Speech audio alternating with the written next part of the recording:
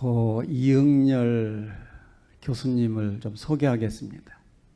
이 고 이응열 교수님은 함경남도 원산에서 1909년에 출생했습니다.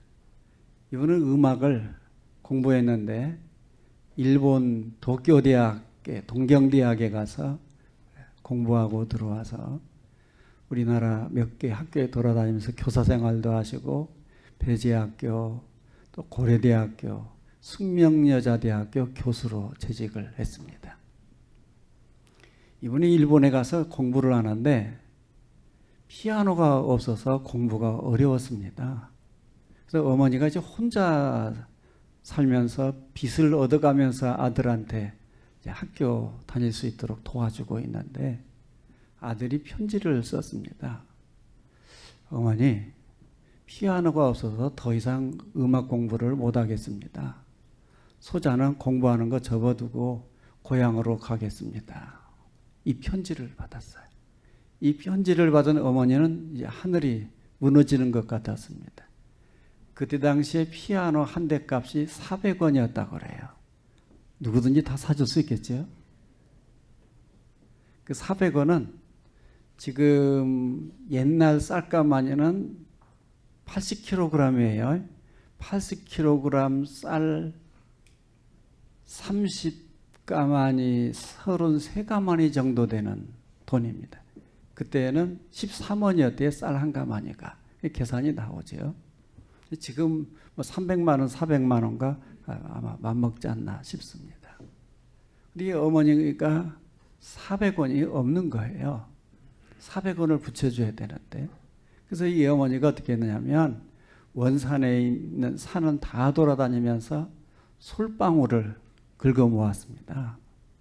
솔방울을 긁어 모아가지고 그러면 제가 볼 때는 400원을 만들기 위해서 솔방울을 한 가마니를 모은다고 그러면 500가마니, 600가마니는 모았을 거다 생각해요. 그렇게 모아서 팔아서 400원을 보내주어서 음악 공부를 끝까지 하고 돌아왔습니다.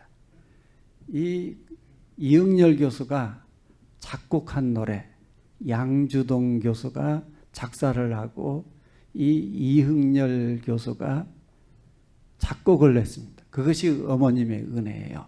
조금 전에 가사 다 나왔죠.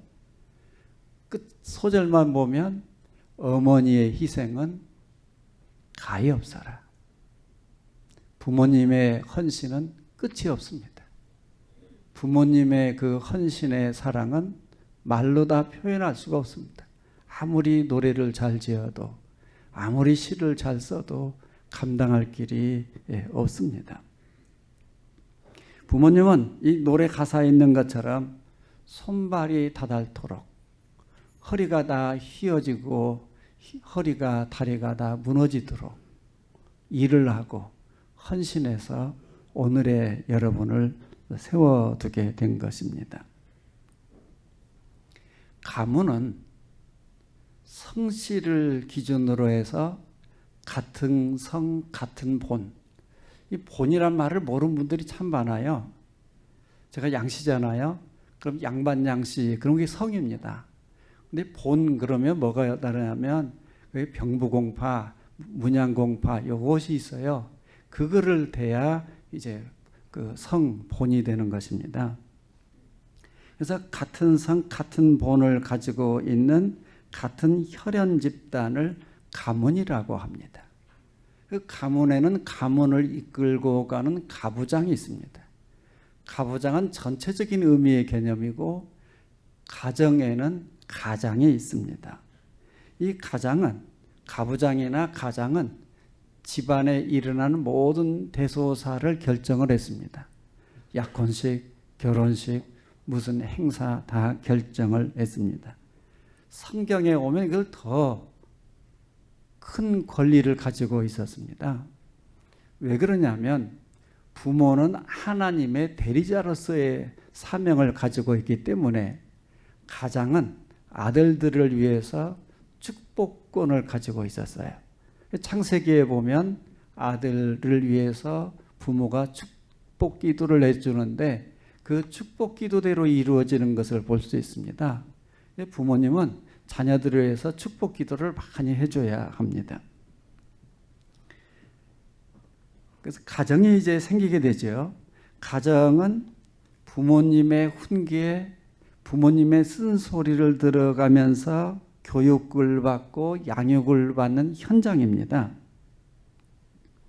뿐만 아니라 가정에 가족이 구성되어져서 살아가죠. 특별히 기독교에 있어서 가정은 하늘나라의 모형이고 작은 천국이고 작은 교회입니다. 하나님께서 가정 제도를 세우셨습니다. 하나님께서는 실수로 한 것이 세운 것이 아니라 놀라운 섭리와 경륜으로 여러분 가정을 세워 주셨습니다. 하나님께서 세워준 가정 제도에는 머리가 필요합니다. 그 머리는 예수 그리스도셔야 합니다. 예수 그리스도를 주인으로 삼고 살아가는 작은 교회 공동체, 천국 공동체가 되어지기를 바랍니다. 그래서 가정에서부터 신앙 공동체의 근본을 알아가야 하고 작은 천국의 기쁨을 누리는 곳이 되어야 합니다. 부모는 자녀를 세워둡니다.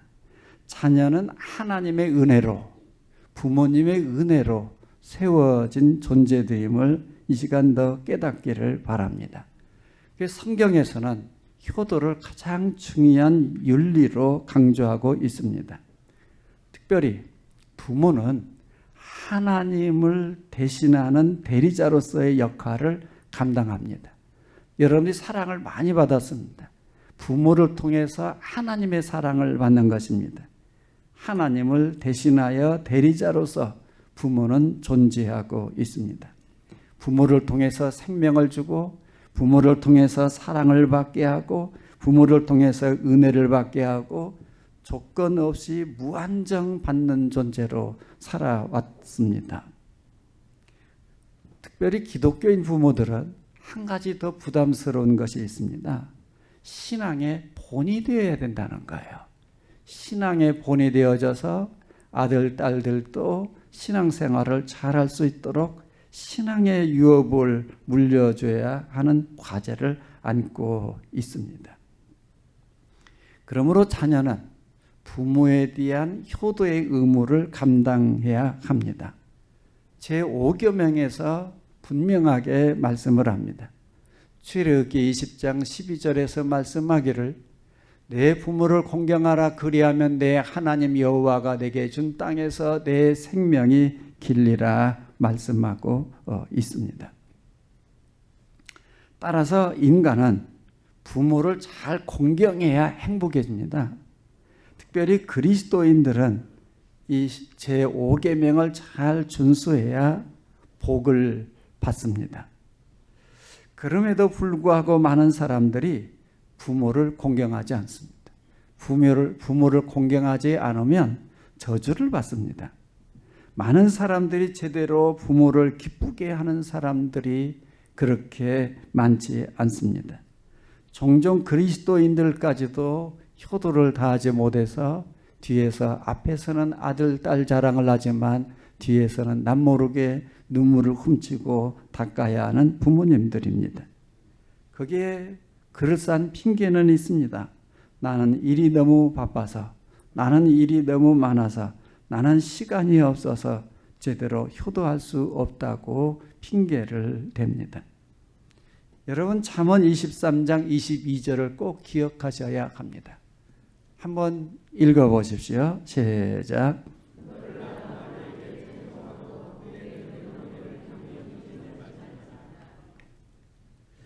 여러분 효도를 하는데 앵무새 효도를 하면 안 됩니다. 제가 만들어낸 말입니다. 앵무새 효도가 뭘까요? 여러분이 앵무새 앞에 서면 앵무새가 사랑해 사랑해 아무리 얘기를 해도 실질적으로 앵무새는 사랑하는 게 아닙니다. 연습해 가지고 흉내를 낼 뿐입니다.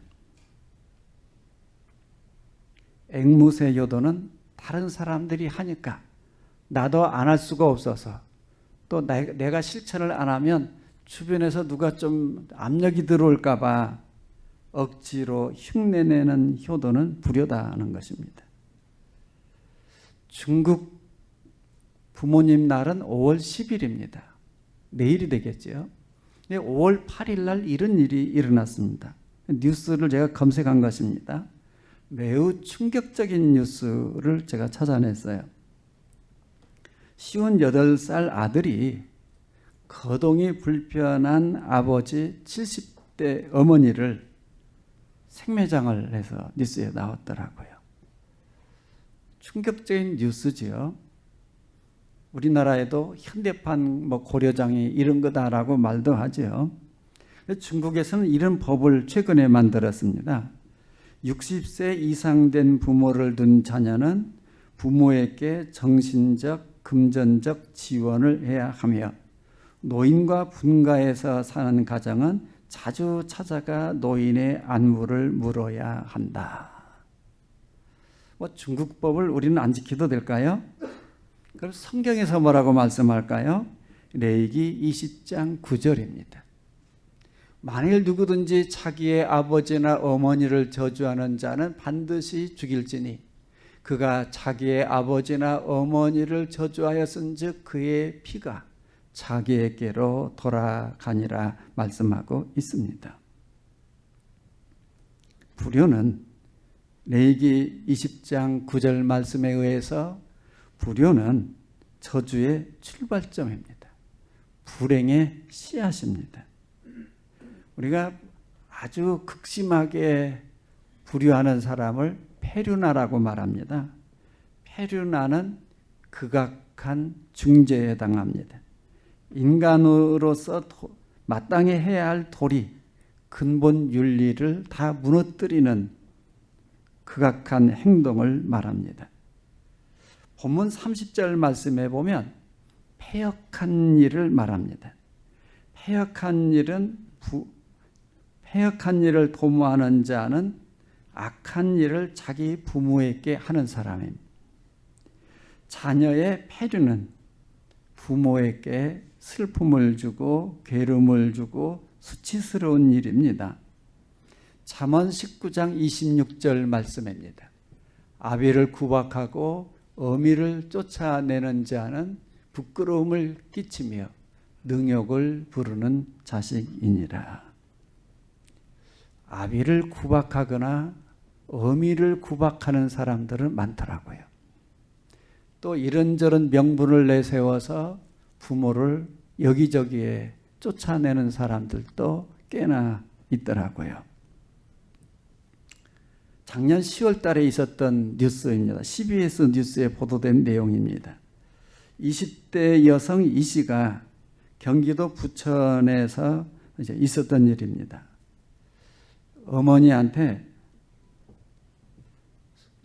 여러 번, 한 번, 두 번, 세 번째 8천만 원 상당의 빚을 갚아달라고 요구를 했어요. 한 번도 갚아주고 두 번도 갚아주었습니다. 세 번째 또 말하기를 8천만 원 빚을 갚아달라고 하소연을 했어요. 그랬더니 엄마가 힘들잖아요. 너무 많은 액수를 또 요구를 하니까 함께 죽자 그랬어요. 그랬더니 딸이 불을 질러서 어머니를 재 속에 묻어버렸습니다. 그리고 자기는 살아 또 도망 나왔어요. 그래서 화날 때 함께 죽자 그 소리는 절대 하지 마세요. 이런 뉴스는 한정도 끝도 없습니다, 여러분. 잠언 30장 17절입니다.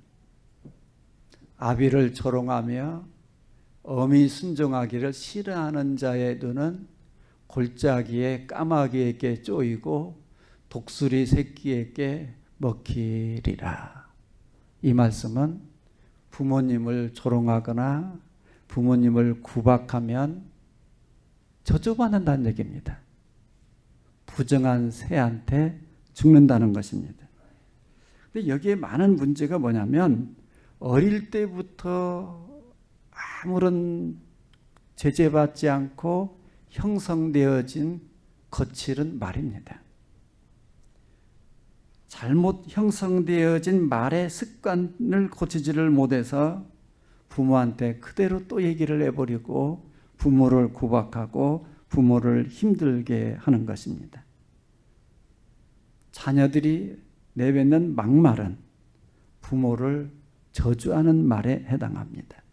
여러분, 우리가 기억해야 될 사항이 하나 있습니다. 기도하면 그대로 이루어지는 줄로 믿습니까? 안 믿나 봐요. 여러분이 하나님 앞에 기도하면 그대로 이루어지는 줄 믿습니까? 믿어야 돼요.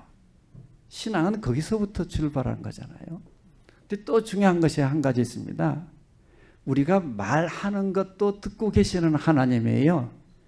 여러분들이 그냥 남편이 부인한테 욕한다든지 또 자녀들이 부모님들한테 그냥 있잖아요. 안 해야 될 말들을 내뱉으면 하나님이 듣고 그 말이 이루어지는데 그게 나를 통해서 내 앞에 이루어진다는 말입니다. 따라서 폐륜의 저주는 부메랑이 되어져서 내 앞에 저주로 다가온다는 말입니다. 그러므로 불효하면 저주를 받습니다. 그럼 우리는 어떻게 효도를 실천해야 하겠습니까? 여러분, 백발은 창피하거나 부끄러운 것이 아닙니다. 백발은 곧 죽는다고 하는 표시가 아닙니다. 오히려 백발은 영화의 면류관입니다. 백발은 명예스러운 면류관과 같습니다. 오히려 자랑해야 할 면류관입니다. 존경받아야 할 대상이 되었다고 하는 상징성이 백발입니다. 히브리인들 생각 속에는 이런 것이 있어요. 악인은 빨리 죽고 의인은 장수한다. 장수에서 백발이 되었다고 하는 말은 의인으로 살았다고 하는 상징성이 있기 때문입니다. 장수를 상징하는 백발은 존귀의 면류관입니다. 그 백발 속에는 인생의 많은 경험들이 다 모아져 있고 거기에는 창피스럽고 부끄러운 것이 아니라 늘 요즘 많이 얘기하더라고요. 익어가는 거다.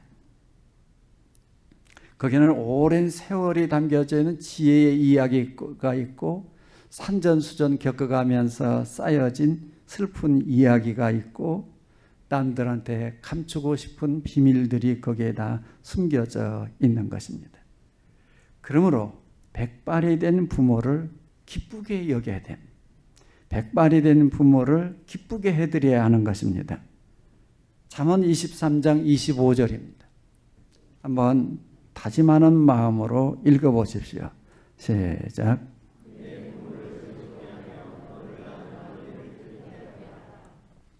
여러분 한번 스스로 자문자답해 보십시오. 나는 부모님을 기쁘게 하는 일이 더 많았는가? 부모님을 슬프게 하는 일이 많았는가? 부모님을 답답하게 하고 괴롭게 하는 일은 과연 없었는가?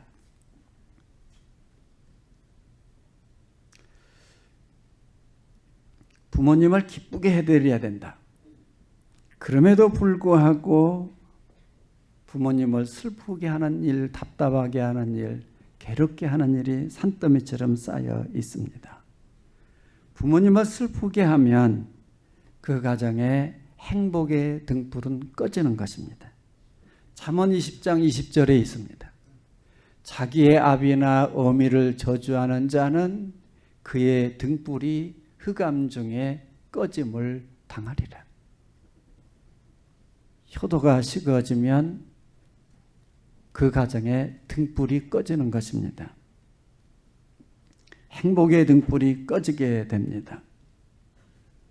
자녀들은 부모님 앞에 이것만 좀 고치면 어떨까 싶어요. 부모님 앞에 괜히 부리는 고집만 좀 없으면 어떨까요? 밖에 나가서는 천사 같고 밖에 나가서는 겸손한 사람인데 부모님 앞에서는 왜 고집이 센가요? 양보를 하지를 않는가요? 왜 부모님의 입을 더 막으려고 그러고 더 이상 말하지 마, 내가 알아서 할게, 내가 알아서 할게 라고 하면서 그것이 엉망으로 살아가는 거 아니던가요? 잠언에서 우매한 자는 미련한 자입니다. 미련한 자를 다른 말로 말하면 포용력이 없고 통찰력이 없고 이해력이 없는 고집센 사람입니다. 부모님 앞에 고집세게 되어야 할 이유가 하나도 없습니다. 그럼에도 불구하고 고집세어져가는 우리의 자기 자신의 모습을 보게 되어집니다. 잠언 17장 21절 말씀을 보면 미련한 자를 낳는 자는 근심을 당하나니 미련한 자의 아비는 낙이 없느니라. 고집센 자녀를 두면 낙이 없다는 거예요. 불효자를 둔 부모는 낙이 없다는 것입니다. 부모님 앞에 고집스러운 자세는 도덕적인 오만이고 상스럽단 말 아시죠? 상스러운 태도입니다. 그러므로 자녀된 여러분들은 자기 고집을 다 버리고 정말 겸손하고 온유해야 합니다. 예수님을 닮아가는 그런 성품으로 부모님 앞에 나아가기를 바랍니다.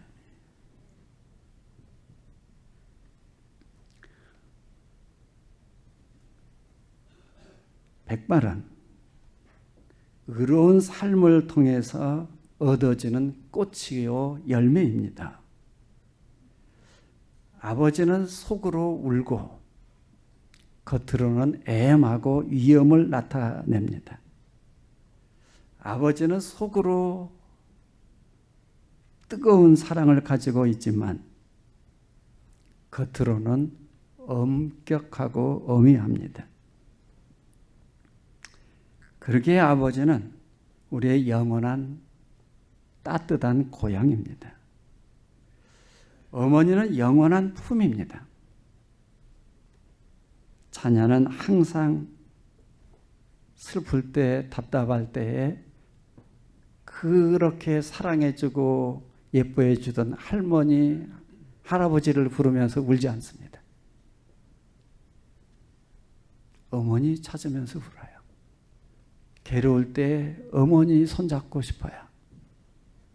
힘들 때 어머니 무릎 앞에 앉고 싶은 거예요. 그래서 어머니는 영원한 품입니다. 슬플 때도, 힘들 때도, 외로울 때도, 속이 답답할 때도 찾는 사람은 어머니이고 아버지입니다. 우리는 종종 어머니, 우리 어머니, 우리 엄마, 사랑하는 우리 어머니 그런 소리만 들어도 마음이 울컥거리고 눈시울이 뜨거워지는 이유는 왜 그럴까요? 효는 덕의 근원이고 인륜의 근본이고 행복의 비밀입니다.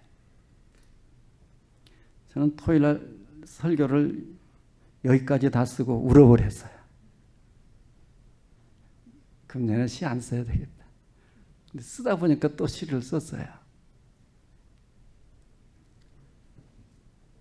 어머니, 우리 오매 싸늘한 얼굴로 뿌리칠 때 그래도 청성 떨듯 못난 자식만 챙기는 사람, 자식 짝사랑에 푹 빠진 어매, 못된 소갈머리로 외면할 때 그래야 해도 자식 등짝만 바라보는 사랑, 우리 엄마 애간장 다 태워 숙검정 사랑, 그래서 한없이 보고픈 사람, 우리 어머니 가슴 제일 포근한 솜잎을 그러하여 영원히 그리운 사랑. 여러분, 무엇으로 다 갚을 길이 있겠습니까? 어머니의 사랑의 절정은 아낌없이 내어놓는 사랑입니다. 목숨을 내어놓는 사랑입니다. 이것은 위대한 사랑이에요. 이 어버이 사랑을 통해서 우리가 깨달아야 할 비밀이 하나 있습니다. 하나님의 사랑은 더 거룩하고 더 위대하고 더 온전하다고 하는 사실입니다. 부모님의 헌신을 통해서 하나님 아버지의 사랑의 속성, 하나님은 사랑이시라, 이 사실을 깨달아야 참 효도를 실천할 수 있습니다. 하나님은 독생자 예수 그리스도를 십자가 위에 아낌없이 덜컥 내놓는 아가페 사랑 그 자체였습니다. 찬송 작사자 하버겔은 찬송가 111장을 통해서 이렇게 물었어요. 내 너를 위하여 몸버려 피 흘려 내 죄를 속하여 살 길을 주었다. 너 위에 몸을 주건만 날 위에 무엇 주느냐 묻고 계십니다. 여러분은 과연 무엇으로 어떻게 하나님 앞에 부모 앞에 응답하시기를 원하십니까? 기도하겠습니다.